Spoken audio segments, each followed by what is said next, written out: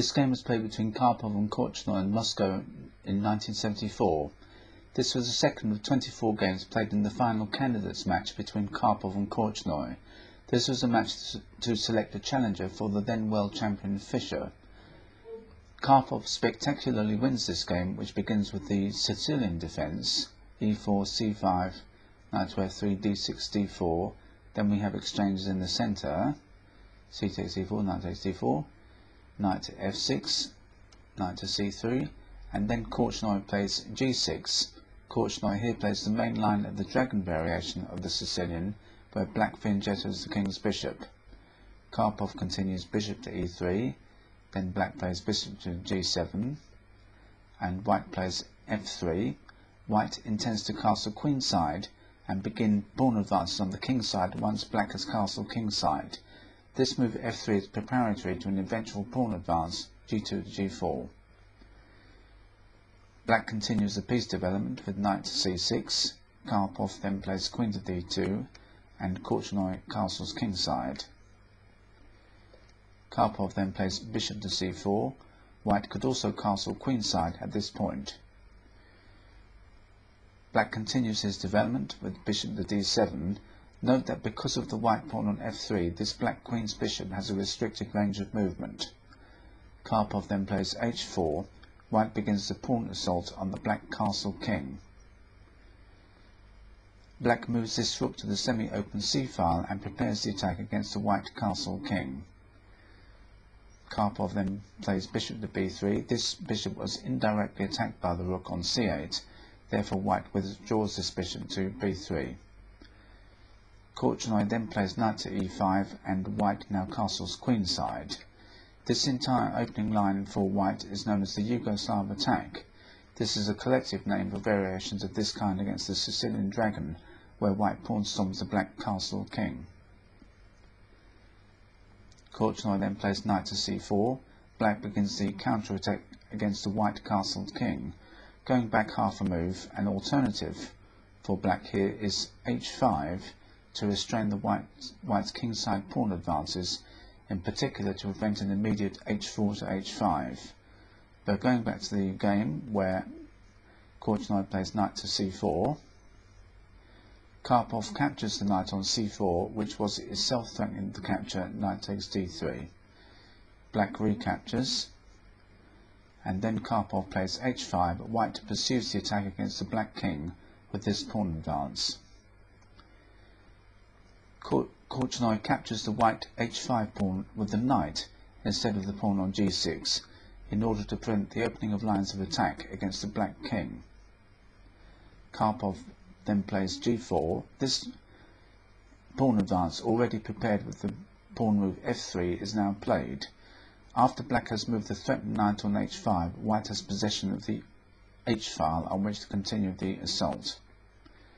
Black withdraws the knight to f6, and Karpov plays knight to e2. Korchnoi then plays queen to a5. This queen move is not now considered to be the best move in this position, partly because of this game between Karpov and Korchnoi.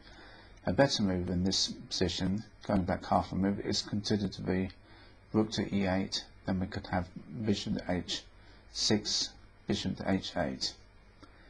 But going back to the game where, in this position, Korchnoi plays queen to a5. Karpov then plays bishop to h6. It may be that this move bishop to h6 followed by the exchange of bishops, as well as the move rook to d3 by white in 2 moves time, was a theoretical improvement in this opening prepared by Karpov's team for this match. Black then plays bishop takes h6. If black does not capture the bishop on h6, then white plays bishop takes g7 on his next move. The purpose of white's play is to weaken the dark squares around the black king by removing this black bishop. Karpov recaptures. Black doubles rooks on the c-file, and then Karpov plays rook to d3. This apparently mysterious move is played to protect the knight on c3. While white pursues the attack against the black king on the opposite wing, black is threatening rook takes c3, followed by queen takes a2 if white moves the knight on e2. Both sides are attacking the opposing king's position, white may have a positional advantage at this point. Going back half a move, an alternative for white here is rook to d5, then we can have queen to d8, e5, d takes e5, rook to d2, etc. But going back to the game where Karpov here plays rook to d3, Korchnoi then plays rook to c5. This is a clear mistake by Korchnoi. Going back half a move, viable alternatives for black in this position are bishop to b5, or the pawn of b5, or bishop to a4, and black has counter chances. By going back to the game where in this position Korchnoi plays rook to c5, Karpov then plays the pawn advance g5, and Korchnoi replies with rook takes g5. This is the move that Korchnoi had in mind while playing rook to c5, but this manoeuvre of rook to c5 followed by rook takes g5, if white plays g5, is a mistake. It may be that Korchnoi underestimated Karpov's reply to this move rook takes g5, which is rook to d5. Black has little choice, as white was threatening to capture the rook on f5 with the queen, so we have rook takes d5, and then Karpov captures knight takes d5. White captures the black rook with the knight and threatens to play knight takes f6, followed by queen takes h7, and also threatens knight takes e7 check. So here Korchnoi plays rook to e8, black protects the e7 pawn. Karpov then plays knight to f4, white brings another piece into the attack against the black king. This is much stronger than the alternative move knight takes f6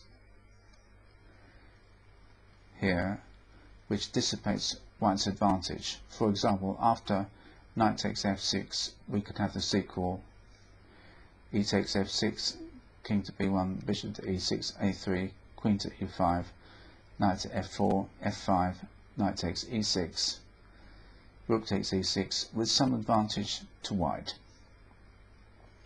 But going back to the game where here Karpov plays knight to f4, Korchnoi replies bishop to c6, an alternative for black, but which is insufficient to save the game in this position, is bishop to e6, and we could then have the following sequel: knight takes e6, f takes e6, knight takes f6 check, e takes f6, queen takes h7 check, king to f8, queen takes b7, rook to e7, queen to b8 check, rook to e8, queen takes d6, rook to e7, queen to b8 check, rook to e8, queen to f4, queen to g5, rook to h8 check, king to f7, queen takes g5, f takes g5, rook takes e8, king takes e8, with a one endgame for white.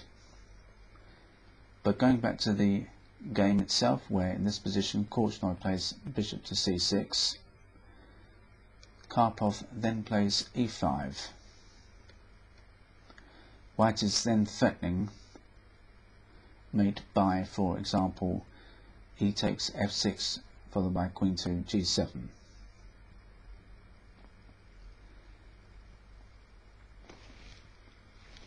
So in this position after e5, Korchnoi then plays bishop takes d5. Alternatively, in this position, if black plays d takes e5, then white has a forced mate in at most 7 moves by knight takes f6 check, king to h8, queen to a7 checkmate, or alternatively knight takes f6, and then if black plays e takes f6, we have knight to h5, threatening mate, queen to d2 check, king takes d2, rook to d8 check, king to c1, rook to d1 check, rook takes d1, g takes h5, rook to d8 check, bishop to e8, rook takes e8 checkmate. So that going back to the game after Karpov plays e5, Korchnoi plays b takes d5 to deal with these threats, and Karpov continues e takes f6. White threatens mate by queen to g7 as well as by queen takes h7. Korchnoi replies with e takes f6, Karpov continues queen takes h7, check, king to f8, then queen to h8 check, and at this point Korchnoi resigned, for we could then have king to e7, knight takes d5 check, queen takes d5, rook to e1. White has a double attack on the black rook, therefore black is forced to interpose the queen between the white rook and the king by queen to e5. We then have rook takes e5 check, d takes e5, and white wins. The overwhelming superiority of the queen over the rook allows white to capture many of black's pawns and win the game.